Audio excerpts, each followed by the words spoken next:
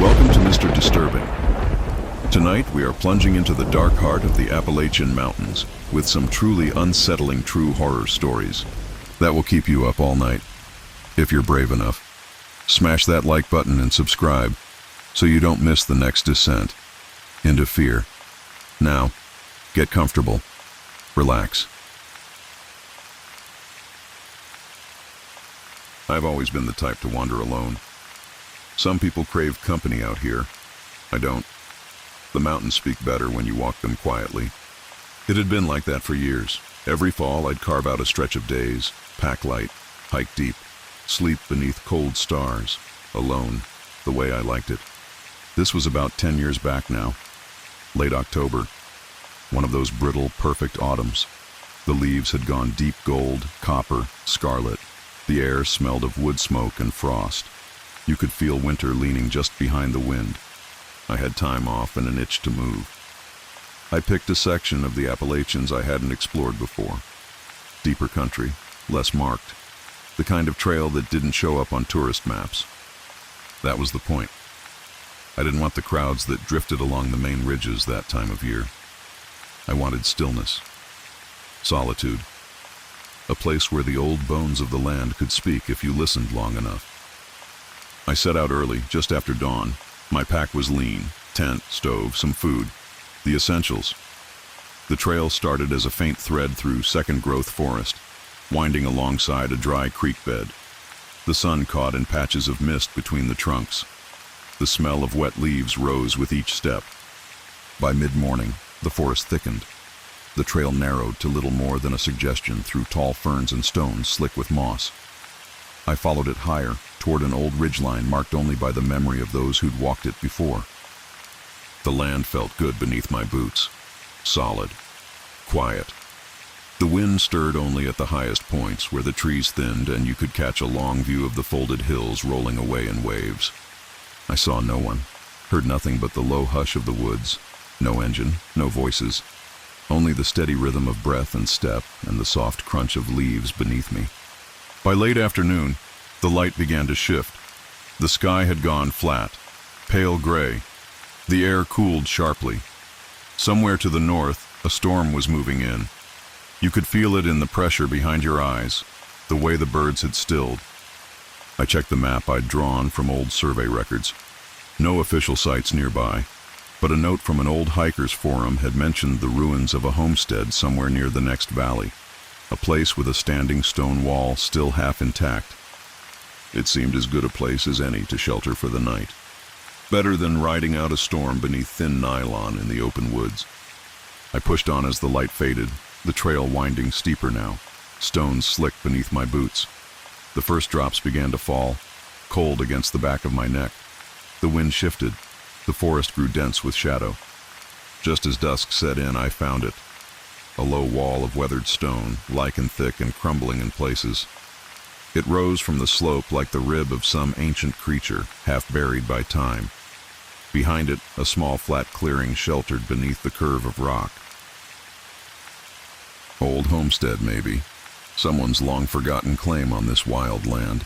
The air smelled of damp stone, wood rot, and the sharp tang of rain. I set my small tent beneath the lee of the wall, rigged a tarp to break the wind. By full dark, the storm had settled in. Soft rain, steady wind through high branches. I cooked a simple meal, the warmth of the stove pooling faint light beneath the tarp. And then the woods fell silent. More than silent, empty. No wind now.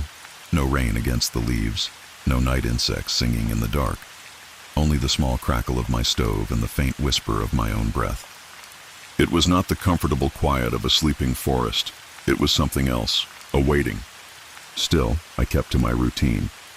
Banked the stove, sat by the faint warmth wrapped in my jacket, watching the shadows shift along the stone wall. It must have been an hour later when I heard it. A voice, soft, faint, barely more than a breath moving through the air. A woman's voice, calling. The sound drifted from beyond the stones, from deeper in the trees. A tone more than words, as though someone calling a name too soft to catch. I froze, breath held, listened. Nothing, only the deep, thick dark pressing close. I told myself it was the wind. The mind plays tricks when the body is tired, the air full of storm. But then again, clearer this time, a voice, low, almost singing. The cadence of a lullaby carried soft through the empty woods. Not wind, not imagination, something out there, beneath the tangled arms of the trees. And there was no reason for anyone to be there. No house, no road, no trail that led to this place. I had seen no sign of another soul for miles. A cold flush ran through me, sharp and sudden. The instinctive prickle of hair along the arms and neck. I stood slowly, hand on the small flashlight clipped to my belt, swept the beam toward the trees beyond the wall. Nothing, only mist and shadow, the faint drip of water from bare branches. The voice came again, closer, soft, calling. I could not move. Breath caught, body taut as wire. The dark pressed deeper, the air heavy as stone. I told myself not to go looking, not to step beyond the line of the old wall. Whatever was moving through those trees, it was not for me to find. I stood there a long time, gripping the flashlight. My knuckles had gone cold, tight with tension. The beam of light caught only mist and the slick bark of old trees. Nothing moved, yet the voice lingered in the air, just beneath hearing, like a thread pulled tight through the silence. I forced myself to step back, slowly, carefully. I let the flashlight drop to my side and knelt to the fire. The small flame had dimmed to coals, faint against the thick dark beyond the tarp. A voice in my head whispered to leave it burning bright, to drive back the creeping dark. But something deeper told me the opposite, to draw in, to disappear. With a steady hand I smothered the fire, let the coals fade. The last red glow dimmed beneath a layer of ash. The forest pressed close then, deeper. The dark seemed to lean against the thin fabric of my tent. The stone wall at my back felt cold through my jacket, a slab of ancient earth holding something older than the ruin it once sheltered. I retreated to the tent, moving slowly, breath shallow. Every sound, every rustle of fabric, every snap of twig beneath my boots rang loud in that heavy dark. Inside, I zipped the door shut with careful hands, pulled the sleeping bag close. My breath came soft in the cold air, each inhalation marked against the deep hush beyond the thin tent walls. And then the voice returned. Clearer now, low and soft, a woman's voice, singing. Not words I knew, not English. The cadence was older, rounded with sounds that curled beneath the ear. A lullaby, perhaps, or something meant to draw the mind toward sleep. I lay still, breath caught in the throat. The voice circled the camp, first distant, then closer, a slow drift through the dark. At times it faded, thin as mist. At others, it swelled just beyond the thin canvas. There was no light, no footfall, only sound. Only that soft, endless voice weaving through the trees. I buried deeper into the sleeping bag, pulled the hood tight. My heart beat slow beneath the weight of the dark. For long hours I lay awake, listening. The voice never stopped, only shifted, near then far, drifting through the woods as if carried by unseen currents. Once, in a moment between breaths, I thought I heard a name, a soft call beneath the melody, a single word lost before it reached the ear. The air inside the tent grew colder, damp with unseen mist. The walls seemed thinner, the stones beyond colder still. I did not move, did not speak, did not answer. The voice continued. A lullaby for no one, or for something long forgotten. Toward the deepest part of night, the sound shifted once more, grew softer, thinner, as though drawn further between the folds of the trees. The last I heard was a single trailing note, barely a breath against the cold. Then silence, heavy and complete. I lay in that silence, waiting for dawn. Breath slow, body numb beneath the weight of cold and fear. I must have drifted, or lost track of thought. For when the pale light finally touched the mist beyond the tent, I was awake but hollow, breath shallow and eyes dry from long vigil. The voice was gone, the forest still. Only the faint whisper of wind moved now between the trunks. Yet something remained in the air, a weight, a memory pressed into the stone and earth. I waited long before unzipping the tent. Breath held, ears straining for any sound beneath the soft rustle of leaves. The clearing lay gray and still beneath the thin dawn. The fire pit cold. the stones wet with dew, the air sharp with the scent of moss and rain. At first nothing seemed amiss, until I turned toward the edge of the trees. There, just beyond the reach of my camp, the ground was marked. A single bare footprint, small, delicate, pressed deep into the cold earth. No other tracks led to or from it, no sign of passage through the thick underbrush. Only that one faint mark in the soil, as though left by something passing lightly through the dark. I stood long in the cold light, breath pale against the morning air, and something deeper still whispered not to follow, not to ask, not to look too long at that single impossible mark in the earth. I stood there longer than I should have. The pale shape of that single bare footprint seemed to pull at the eye. The toes narrow, the arch light against the cold, dark earth. No other mark disturbed the moss or the fallen leaves. Only that one perfect print, pressed deep as though left just before dawn. The air remained heavy, cold against my skin. The mist drifted low across the clearing. Every breath rose in thin streams of vapor. The forest beyond seemed to lean inward, branches heavy with unseen weight. I packed in silence, slow, deliberate, each motion marked by the faint rustle of fabric, the soft click of metal against stone. My hands trembled once as I coiled the rope. The stove felt cold in my grip. The forest watched. I could feel it. Not eyes exactly, but a presence, old and slow, pressed into the bones of the land. Something that had moved here long before my steps had marked the earth. As I broke camp, the light remained dim. The sky above hung flat and gray, the sun little more than a pale disk lost behind thick cloud. No birds called, no insects stirred, only the faint whisper of wind high in the bare branches. I glanced once more toward the edge of the clearing. The footprint remained, still sharp, still alone. I did not cross to it, did not touch the earth. Some things are not meant to be disturbed. I left the clearing with slow steps, boots moving carefully over stone and root. The trail back seemed longer than I remembered. The air grew colder the deeper I moved, each breath sharper, thinner. More than once I paused, breath held, ears straining for any sound beneath the quiet. A branch creaked once high above. A faint drip of water echoed from the rocks. But no voice, no song.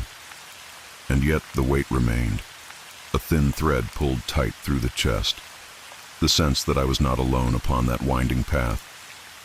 It was near midday when I reached the old ridge trail. The land felt different there, lighter, though the cold still clung to the air. The trees stood straighter.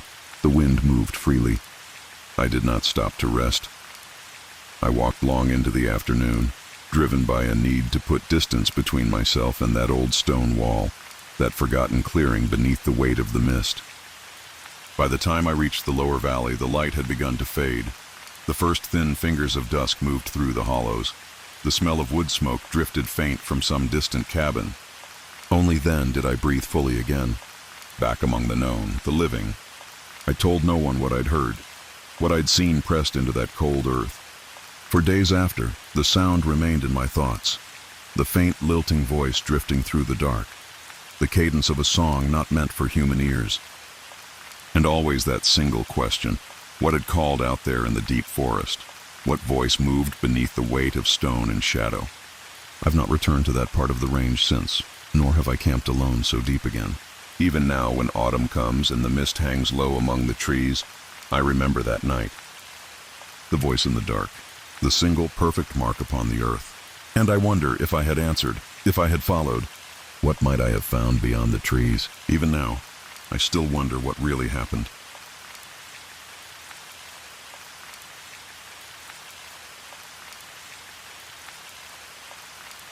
I never intended to go that far off the trail.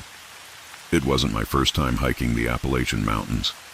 I'd done stretches of the trail every fall since college. It had become my way to reset, to breathe after long months of noise and work. This happened 2 years ago, late October. The leaves were already deep red and gold. The air had turned cool, sharp in the mornings, soft by late afternoon. I had planned a 5-day solo hike through a stretch of North Carolina I hadn't explored before. It was meant to be quiet, uneventful.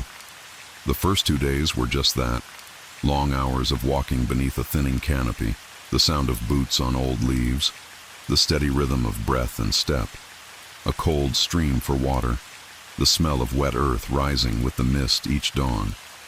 I camped by the trail, near springs and flat patches when I could find them. At night, the woods seemed to hum with life. Distant owls, the soft scurry of small animals in the underbrush. I liked that feeling, the deep quiet of the mountains folding around me. On the third day, I woke early. The mist had settled thick between the trees. The sky was a flat, pale gray. My plan was to make a long push that day and reach a higher ridge by evening. I packed quickly and set out beneath the fog. That was when I noticed it. A faint side path. Just a slight dip off the main trail, almost hidden beneath the leaves. The kind of thing you wouldn't look at twice. But for some reason, I stopped. The air felt colder there. The mist hung lower. The trees leaned tighter. It was probably nothing. Maybe an old game trail worn down by deer. But something about it caught me. A tug behind the ribs. A small voice saying, "Just see, just a little way in." I don't remember deciding to leave the main trail. One moment I was standing there. The next, I was moving down that faint path, deeper beneath the trees. At first, it was subtle. The path wound gently, the ground soft beneath my boots. The air had a strange stillness to it. No birdsong, no rustle of leaves. Just my own breath, loud in the quiet. The farther I walked, the more the forest seemed to shift. The trunks of the trees grew thicker, blacker with age. The moss beneath them gleamed faintly in the dim light. My skin prickled beneath my sleeves. The air smelled different now, damp and metallic, like stone left too long in water. I should have turned back then, but the path pulled me on, step after slow step. That's when I first heard it.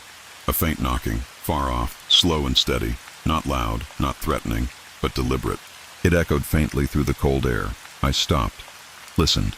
The sound came again. 3 slow knocks, then silence. I told myself it was nothing. A branch falling, maybe. Wood creaking in the cold. But the forest around me had gone so still. The air seemed to thicken with each breath. My heart slowed to match that rhythm.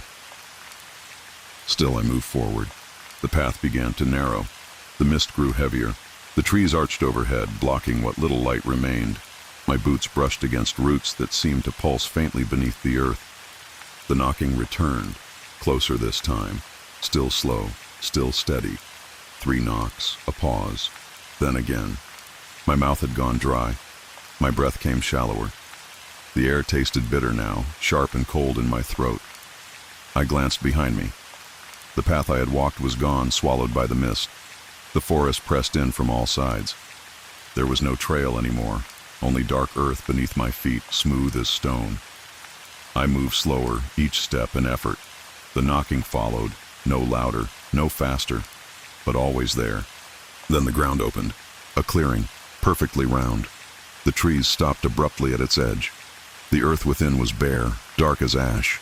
The air here was colder than ice. Each breath stung in my chest. At the center of the clearing stood a stone, tall, narrow, worn smooth by time. Symbols I didn't know traced its surface, faintly glowing beneath the mist. I couldn't move. I stood there, breath shallow, heart slow. The knocking stopped. Silence, and then something else. A hum. Low, deep. It rose through the ground, through my legs, through my bones. It matched the slow rhythm of my heart. The clearing seemed to pulse with it, the stone trembling faintly in the mist. Shapes moved at the edge of sight. Tall, thin figures slipping between the trunks. Never fully seen, never near, but watching. I don't know how long I stood there. The air had grown so thick, so cold. My breath came in slow, ragged gasps. The hum deepened. The shapes moved closer. Then the mist shifted. The pulse faltered. For one strange moment, the path behind me appeared again. Faint, narrow, winding between the trees. I turned. I ran. I don't remember the way back. Only that the forest felt different beneath my feet. The trees leaned less. The mist thinned. The air warmed. When I reached the main trail again, the sun had shifted far beyond where I thought it should be. My watch had stopped. I walked for miles before finding a camp that night. Even now, I can't explain it. I never found that side path again.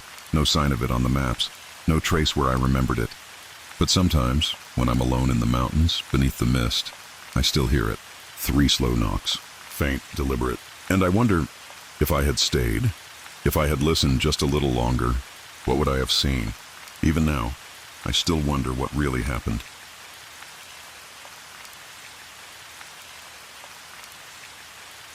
My name is Ezra. I am 23 years old. I work as an apprentice wildlife sound technician in Boone, North Carolina. I've spent the past year learning to record natural environments, capturing the subtle voices of forest, wind, and water. When the university offered an independent field project, I chose the high Appalachian ridges west of Watauga. Old land, few trails, fewer people.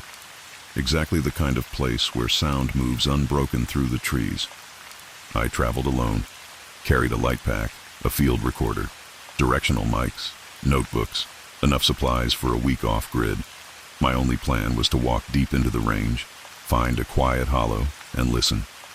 The first 3 days unfolded like a dream. The weather cold, dry, the forest bare but alive with small sounds, wind threading the trunks, distant bird calls, the groan of ancient branches. I hiked long hours beneath thin light. The ridges rolled endlessly. Moss-cloaked boulders rose from the forest floor like forgotten monuments. The scent of wet stone and decaying leaves filled the air. By the 4th morning, I had reached an unmarked valley, no sign of trail or past clearing. The forest grew dense with towering beech and hickory, the canopy high, broken only by shafts of gray light. I set camp near a spring-fed stream. Its water moved with a quiet steadiness, the sound blending perfectly with the hush of the trees. That night, beneath a sky of thin stars, I began my long recording, placed mics among roots and stone, sat in stillness. It was then that I first heard the tone. Faint, deep, not a sound of water or wind, a resonance beneath the earth itself. Slow, measured, it moved through the ground, through the body. At first I thought it was machinery, distant engines, but no, there was no road for miles. The tone came not from above, but from beneath. I listened, adjusted gain. The recorder caught only the barest trace, a vibration at the edge of hearing. As I sat in the dark, the tone deepened, each wave slower than the last. And then another sound, a slow, deliberate knock, far off, faint but steady. It came in long intervals, a rhythm ancient and patient. I stayed awake, listening long after the recorder stopped. The knock continued, closer. At dawn, the forest remained still.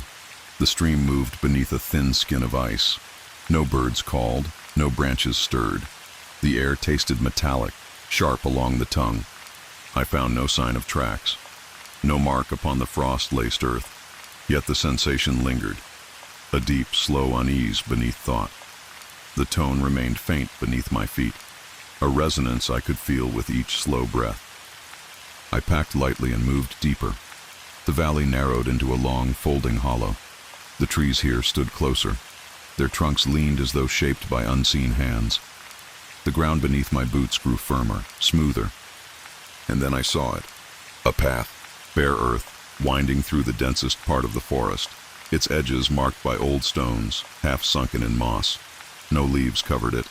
No fallen branch crossed it. The air along the path felt colder, the pulse beneath the earth stronger. I set a marker and began to follow. Each step forward deepened the sense of otherness. The light dimmed, though the sky above remained unchanged. The mist thickened, drifting low against the ground. I recorded as I walked, though the headphones captured little. No wind, no birds, no forest sounds, only the faint, slow pulse beneath the earth. Shapes moved within the mist, tall, thin, their forms half seen between leaning trunks. They drifted with unnatural grace, gliding through the pale air, never fully seen, always present. Breath slowed. Pulse matched the deep rhythm beneath the soil. The body felt heavier with each step. The ground beneath boots now thrummed faintly with each movement. The path wound longer than it should have. Time stretched thin, folded between one breath and the next. The trees leaned further inward, their black trunks crowding the mist-choked air. And then the clearing, a wide circle of bare earth, the center sunken. At its heart stood a single monolith, tall, narrow, carved with deep spirals that shimmered faintly beneath the dim light. The pulse deepened further. The shapes now stood in the mist beyond the circle, countless, motionless, their tall forms swaying gently in time with the deep resonance. I crossed the threshold of stone, breath shallow, limbs heavy, and from the earth beneath the monolith, something began to rise. The figure rose slowly from the dark hollow beneath the monolith. Its form was long, impossibly slender, as though stretched beyond the limits of bone and flesh. No face marked its head, no features, only a smooth surface that seemed to draw in the faint light around it. The pulse beneath the ground deepened further. Each wave rolled through the clearing, through my chest, my skull, my breath. The air grew denser, harder to pull into the lungs. The tall shapes beyond the ring remained still, their dark forms now clearer, swaying in perfect time with the pulse. The mist thickened until it seemed to ripple with each vibration of the earth. The figure at the center raised one elongated arm. Its motion was slow, deliberate, each movement unfolding as though through a thicker medium than air. The spirals carved into the monolith began to shift. Their lines shimmered, twisting inward in a slow, hypnotic pattern. A high, thin tone emerged beneath the pulse. Sharp and cold, it wove through the bones, through thought itself. My own heart now beat in strange rhythm, no longer fully my own. The figure began to glide forward, its unseen gaze fixed upon me. I could not turn, could not breathe freely. My body stood locked within the heavy air. The high tone rose, piercing through the slow waves of the pulse. The stones surrounding the circle trembled faintly. From the edges of the clearing, smaller shapes began to drift inward. Fragments of form, neither fully light nor shadow. They spun slowly, tracing a spiral toward the figure at the center. The figure's arm lowered, long fingers unfolding toward the earth. The pulse grew heavier, each beat now pressing thought aside. The clearing itself seemed to tilt, the edges of vision darkening. And then, a shift. The ground beneath me shuddered. The mist surged upward, swallowing all shape, all sound. A darkness deeper than absence filled the space. A darkness that pulsed with slow, ancient breath. I felt myself falling, not downward, but inward, through a space beyond measure. The pulse followed, guiding each slow turn of thought through the unseen depths. When I woke, pale light drifted through thin mist. The clearing stood empty, the monolith cold and still. The forest beyond felt distant, unreal beneath the colorless sky. I do not remember walking back. Only the slow return through a land grown strange, each step unfamiliar, each breath held within the lingering pulse. Now, far from that hollow, beneath familiar stars, the hum remains. Low beneath waking thought, beneath the slow rhythm of the heart. And when the mist thickens across these ridges, I hear it again. Faint, steady, waiting. I do not know if the path remains, or if it has already opened once more.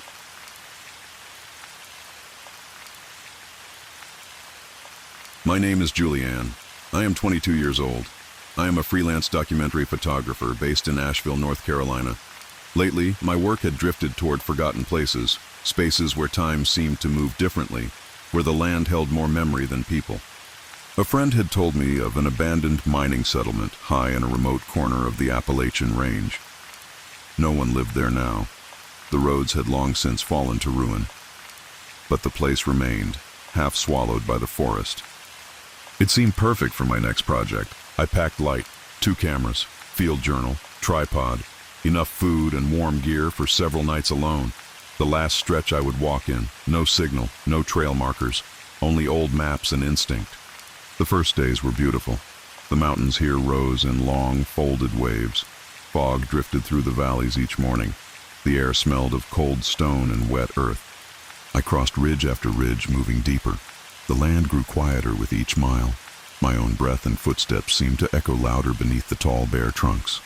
I reached the settlement site on the 3rd afternoon. Faint traces remained. Collapsed walls, rusted tools tangled in roots. A stone foundation sunk beneath moss and vine. I set camp nearby, spent hours walking the ruins. The light here was strange, thin, even at midday. The forest pressed close around the clearing. No birds called. The air felt old. That night, beneath a heavy sky, I reviewed my images by lantern light. The forest beyond the thin tent walls seemed to lean closer with each passing hour. It was then that I heard it. A faint, slow knock. Far beyond the trees, deliberate, rhythmic. It came again after a long pause. Not a branch in wind, not an animal. Something older, something listening. I lay awake long after the sound faded, breath shallow beneath cold blankets. At dawn, the forest remained hushed. The mist hung thick across the clearing. The ground beneath my boots felt colder, the air sharper. I should have packed to leave, but something deeper called me to stay. And later that day, beyond the ruins, I found it. A narrow path, bare earth, stones along its edges, leading deeper into the hollow. I stood at the mouth of that narrow path for a long time. The mist drifted low across the bare earth. The stones along its edges were slick with age, worn smooth beneath moss and lichen. No leaves touched the path, no branches crossed above it. The forest beyond seemed darker here. The trunks leaned inward, their bark split with deep seams. The air tasted faintly metallic, sharp upon the tongue.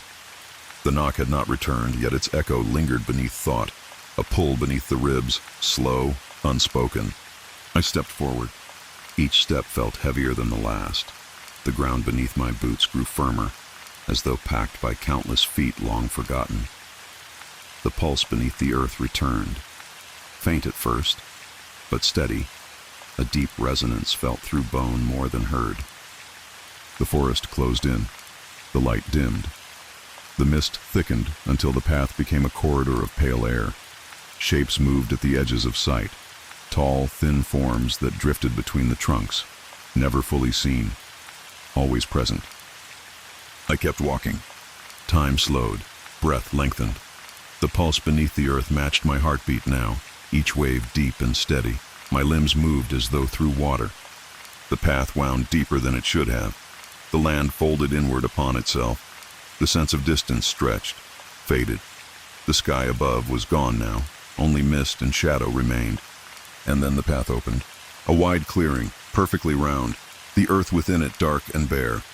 At its center stood a ring of towering stones, their surfaces marked with spiraling grooves that shimmered faintly in the dim air. The pulse deepened here. My breath caught, slowed to match its rhythm. The tall shapes I had glimpsed now stood beyond the stones, countless, motionless. Their forms swayed in time with the deep resonance. I crossed the threshold. The air grew colder, thicker, each breath drawn with effort. The ground beneath my boots no longer felt like earth, but something older. The stones trembled faintly, their spirals shifting beneath unseen currents. The pulse now filled every part of me, breath, bone, thought. And from the center of the ring, the earth began to move. Something was rising. It rose slowly from the hollowed earth, its form long, thin beyond comprehension. Limbs jointed at angles the eye could not follow. No face, no eyes. Only the curve of shadowed surface, darker than the mist, deeper than the air. The pulse beneath the earth grew stronger. My breath slowed. My heart beat now in long, resonant waves that matched the deep vibration through the ground.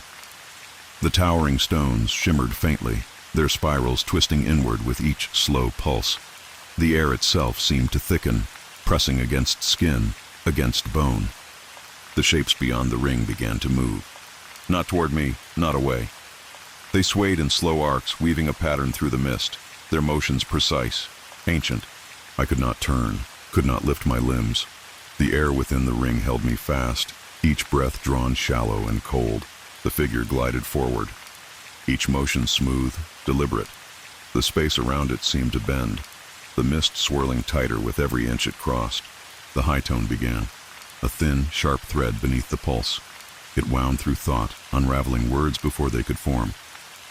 My vision narrowed, breath caught beneath the weight of the air. The figure raised one arm, impossibly long, its shadow stretching across the cold earth. The spirals upon the stones flared pale, their lines shifting faster now. From the mist, smaller forms drifted inward, fragments of shadow, half seen. They circled the figure in slow, tightening spirals, their presence cold as ice upon the skin. The pulse reached a peak so deep it seemed to dissolve all sense of self. Thought flickered, breath stalled. The clearing tilted, the ground beneath me no longer steady. And then, darkness. A darkness that breathed, that pulsed, that pressed inward from every side. I felt myself falling, not through space, but through something deeper. Through the slow, endless rhythm of the earth beneath all things. When I woke, pale mist drifted across the clearing. The stones stood silent. The figure was gone. The forest beyond seemed thin, unreal beneath the dim light. I do not remember leaving. Only the long, slow walk through a forest that no longer felt the same. Each step uncertain, each breath held within the lingering pulse. Now, far from that hollow, the hum remains. Beneath waking thought, beneath breath. And when the night falls quiet, when mist creeps through these old hills, I hear it again. Faint, steady, waiting. And I know the path still lies open.